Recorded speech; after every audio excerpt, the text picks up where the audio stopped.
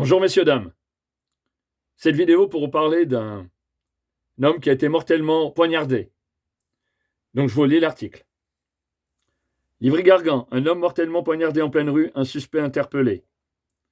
Un homme de 27 ans a été tué à l'arme blanche le lundi 3 février, en pleine rue à Livry-Gargan, Seine-Saint-Denis, a appris BFM Paris, Île-de-France, auprès du parquet de Bobigny.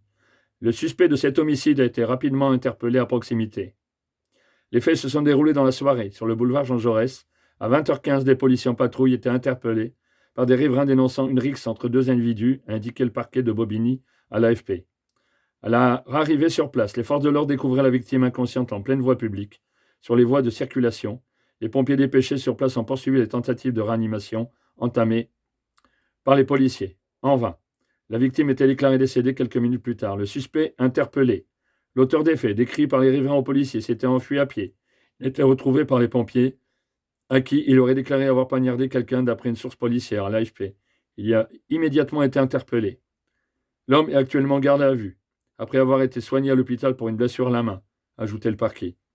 Dans une courte et tragique vidéo amateur diffusée sur les réseaux sociaux, on peut apercevoir un homme porter plusieurs coups de couteau à la victime, gisant au milieu de la rue.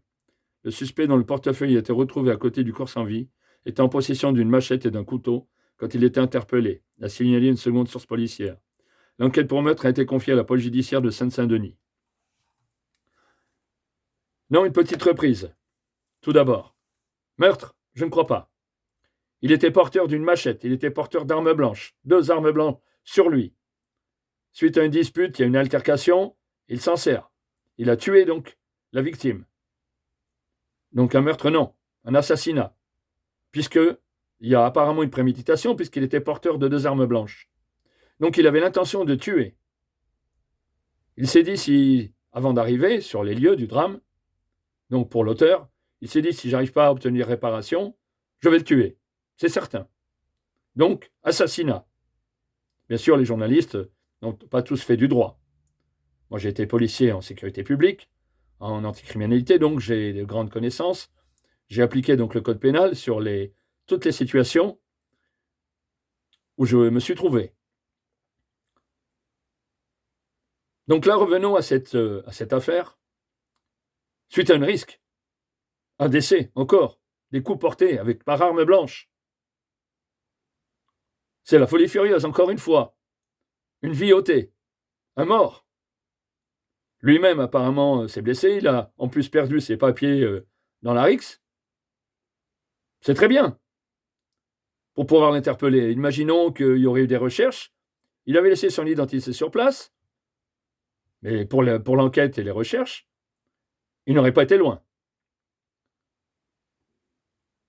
Souvent, j'entends dire autour de moi, il y a un bon Dieu pour les méfaits. Ben oui, bizarrement. Ou j'ai entendu aussi le mot karma. Oui, ben oui. Voilà, il a été interpellé. Apparemment, bon, bien sûr, plus ou moins, il a peut-être, je dis bien peut-être regretté son geste. Eh oui, la folie furieuse. On ne pense pas à réfléchir. L'impulsion meurtrière, l'impulsion de faire mal. Par la vengeance, la méchanceté. Encore, peut-être, certainement, pour des futilités. De toute façon, la mort, il n'y a rien qui mérite la mort. Aucune cause n'est justifiée. Aucune cause pour une attaque ou une agression à arme blanche ou par arme à feu. Rien n'est justifié. La mort de quelqu'un sur un acte criminel ou délictueux. La vie, comme la liberté, sont 2 choses précieuses. Il ne doit pas y avoir d'atteinte par des individus peu scrupuleux, complètement fous, en espérant que celui-ci, encore pour l'auteur, qu'il ait la peine maximum. Je pense à la perpétuité, je ne suis pas donc du tribunal, c'est pas moi qui vais décider pour sa peine, pour les circonstances qui vont être là, aggravantes ou atténuantes. Il y aura un jury, bien sûr, c'est une cour d'assises qui va siéger. Je ne suis pas là pour juger. Mais je pense à cette victime, encore une fois. Qu'est-ce qu'elle a fait pour mériter la mort? Rien. Arrêtons de laisser courir ces individus. Si vous voyez autour de vous des gens douteux, qui ne jouissent pas pour la plupart de facultés mentales ou que vous avez connaissance qu'ils vont commettre un acte criminel, meurtrier, n'hésitez pas. Donnez des informations à la police, à la gendarmerie. Et si vous vous trouvez sur un conflit, ne restez pas là, sur place. Appelez les secours, appelez la gendarmerie. Faites le 17 pour éviter justement que ça arrive à ces drames, à ces tueries. Cachez-vous et appelez pour ne pas donner votre position à la personne qui est en train d'agresser ou en train de tuer. Il y a une loi pour ça. Non-assistance à personne en danger. Donc vous pouvez être pris dans ce cadre délictueux. Et vous seriez responsable de ne pas avoir agi. Même au niveau de votre conscience. Personnellement, si je vois un acte criminel ou délictueux, je le dénonce. Les représailles, faites en sorte que justement il n'y ait pas de représailles. Demandez aux intervenants de ne pas divulguer ni votre image, ni votre annonce, ni votre dénonciation. Après, bien sûr, il est difficile devant les tribunaux quand vous êtes témoin, bien évidemment, mais la personne, elle est dans le box des accusés. Sur un crime, elle ne va pas sortir tout de suite. Pensez que vous pouvez être utile à la société, justement, sur les dénonciations. Et pensez que vous pouvez être utile sur le fait de garder une vie. La vie a de la valeur. Pensez-y. Ne restez pas cloîtré dans votre égocentrisme, pour certains. Participez justement à aider les pouvoirs publics, la sécurité publique dans notre pays, voire ailleurs. Je vous dis par contre, soyez vigilants, soyez prudents. Évitez les conflits. Partez, fuyez. Sur un conflit, n'essayez pas de faire le fier, de faire le héros. Vous ne savez pas ce qui vous attend. Surtout si vous connaissez l'auteur du début du conflit, que vous savez qu'il est donc très anxieux, très nerveux, qu'il peut être alcoolisé. Ne restez pas là.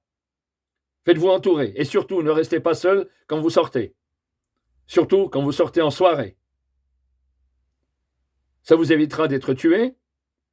Ça vous protégera. Ne sortez pas seul. Surtout pour les jeunes filles et les femmes. Évitez de rester seul.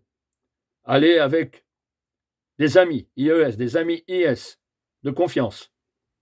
Si vous sortez en groupe, vous, les jeunes filles, les femmes, amenez une copine si vous êtes avec d'autres personnes de sexe masculin. Ne restez pas seul.